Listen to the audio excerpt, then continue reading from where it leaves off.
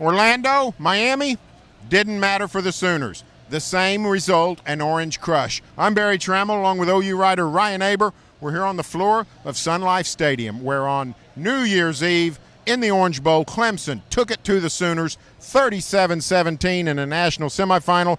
And Ryan, Oklahoma put up a fight in the first half, had a 1-point lead at halftime, but you could tell that Clemson had a lot of momentum.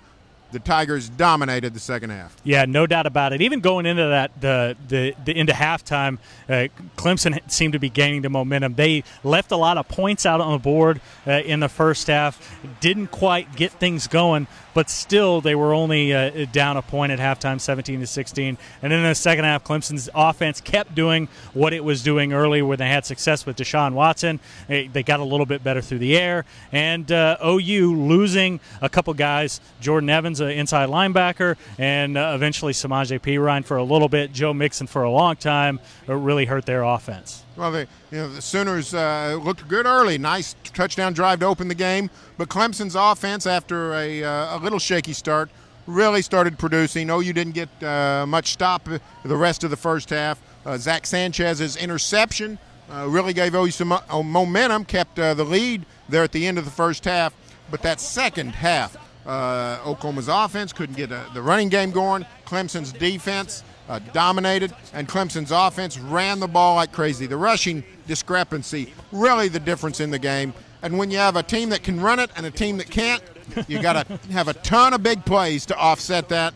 Clemson had enough big plays. It could counter the OU big plays, and we had a domination. Yeah, no doubt about it. Clemson ran away with this game in the second half. Wasn't even as close as the score winds up indicating. And, yeah, Deshaun Watson made play after play. They were able to run the ball. We knew they had a better running attack than they did even a year ago when Clemson beat Oklahoma 40-6 in the Russell Athletic Bowl. They were able to take advantage of that. Deshaun Watson was just fantastic on the ground. OU couldn't contain him. Devontae Bond and Eric Stryker, the outside linebacker, struggled to keep him at bay. And then they used some spy with Dominique Alexander early, had some success, but that success went away. Well, let's go to the OU locker room, see what the Sooners had to say. Hated for everybody, hated for our fans. But, these guys worked hard, and they worked hard the last two this month.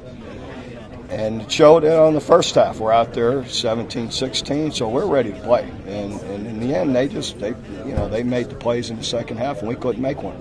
And Baker's been sensational, and even that last interception, he's got a guy open in the back of the end zone, just didn't get enough air on it. Guy tips it to himself, and it's a matter of inches. And that's just how it went in the second half. Yeah, the head guys have to get more physical as the years go by. Is that just going to have to be an edict now with you guys? I think it's you don't see it, and probably till you get challenged in these games. And our league doesn't, you can get by with a certain style, but when you get to this level of competition, it's got to be a physical nature to your team, and that's something we certainly need to address and look at, and then schematically, find some more answers. But it was a tough night for us. Well, I'm just, I'm really proud of how far we came, how long we came, to bounce back from last year.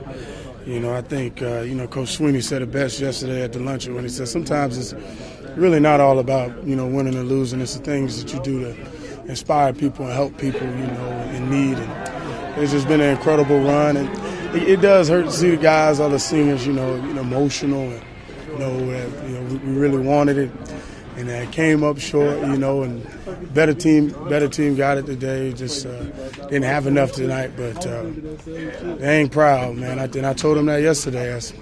Regardless of what happened, man, I'm just proud of all y'all. We came a long way, one game away from where we wanted to be.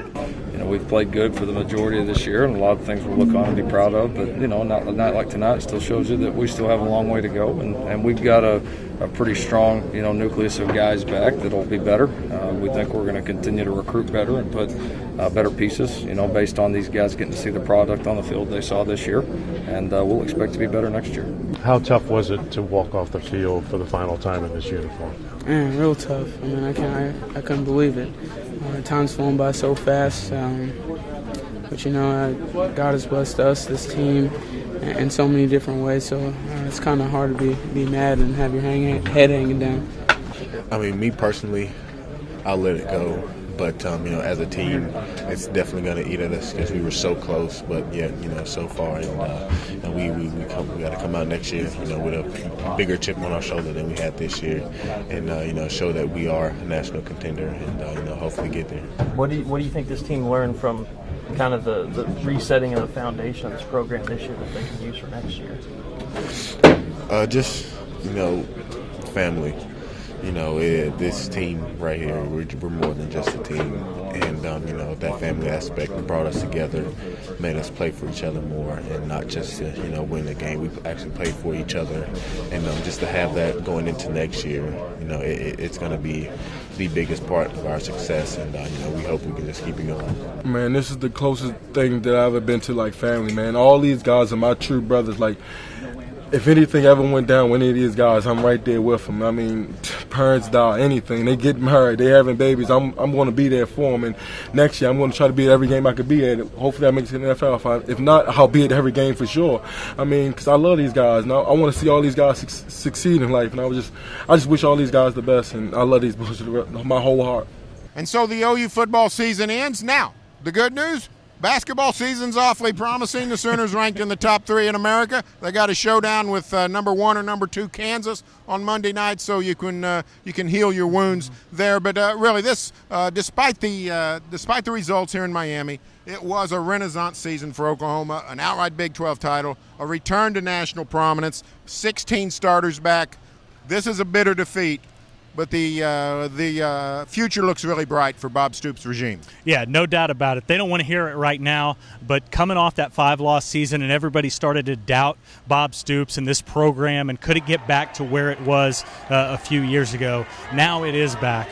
They can build off of this. They've got a lot of really good players coming back. They lose some really key players, namely Sterling Shepard, Eric Stryker, and Charles Tapper, but they've got some pretty good young players as well. Baker Mayfield is back. That's used for this team. So the future definitely looks bright for the Sooners, although there's going to be some licking your wounds, like you said, over this result for a while. Well, safe travels home, Ryan Aber. Stay tuned for further OU football coverage here on News OK and every day in the Oklahoma.